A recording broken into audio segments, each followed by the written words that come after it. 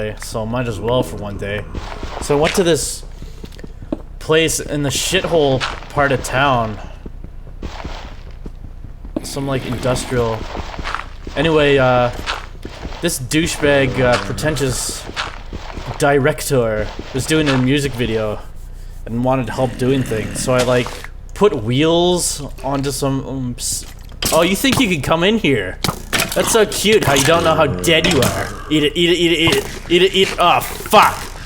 But I had things. Oh, I can jump right out of this motherfucker. You can't contain me. Fuck. So, poor shit ghost. I put wheels onto this one flat. It was like a country music video where there's a guy looking through windows. The guy's name is Philip Sportel. He was so absorbed in his own shit. Maybe a nice guy, I don't know. That's just the impression I got because of how much of a self-absorbed douchebag it was. He was like showing us his videos and website at one point, and this other guy who got called in, a hapless victim like myself, was telling him about the shoot he was on. I think they knew a mutual guy, or knew about a mutual shoot, and the guy was on it.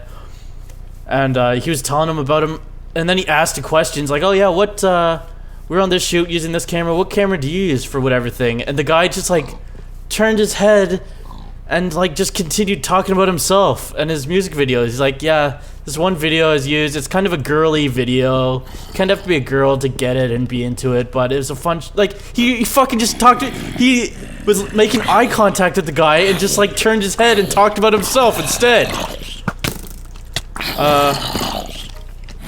Yeah, so he was a douche. I was looking him up recently, actually. He won some award for something. He's changed his style now. Now he's like an actual hipster. Before he was like proto-hipster. He didn't know his roots. So yeah, and then there was some wallpaper on some flats. Flats are like parts of a set that are modular and removable and movable. Now that you're up to speed with the lingo! So they put wallpaper on it and they did it all fucked up, so I was working on that too, just trying to like flatten it. Then I think I had to paint something. And then I had to take a door off a hinge of their fucking studio, and that... Basically they didn't want to hire a tradesman. So they, Evan Stasyshin. S-T-A-S-Y...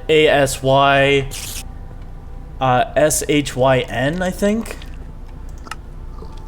He's a first assistant director or something.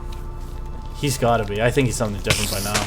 But that's the guy who calls kids and lies to them to get free work. So he was the producer on that, or maybe the first AD.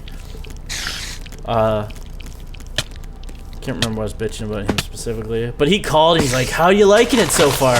But unfortunately I was ripping the door off the hinge at the time, and so I couldn't hear it. But I heard voices coming out my ass, and my phone was in my back pocket.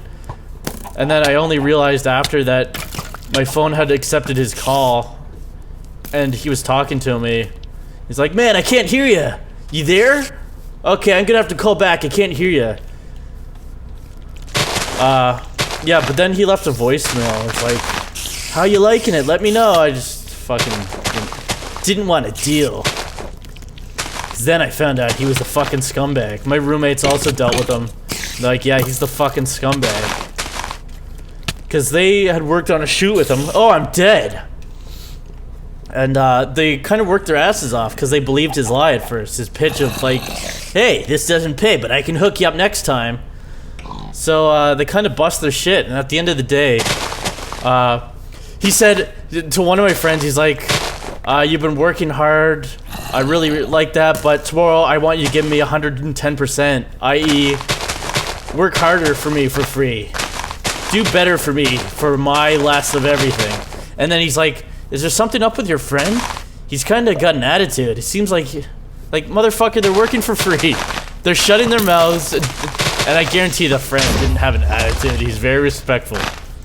He was Digitom. Look at his channel. The other was Nelson. Those kind souls went and helped this Evan Stasyshin asshole for free and put in their honest day's work. Actually, I think they worked for a week for that guy. In the blistering heat. So that's what the Toronto film scene is like.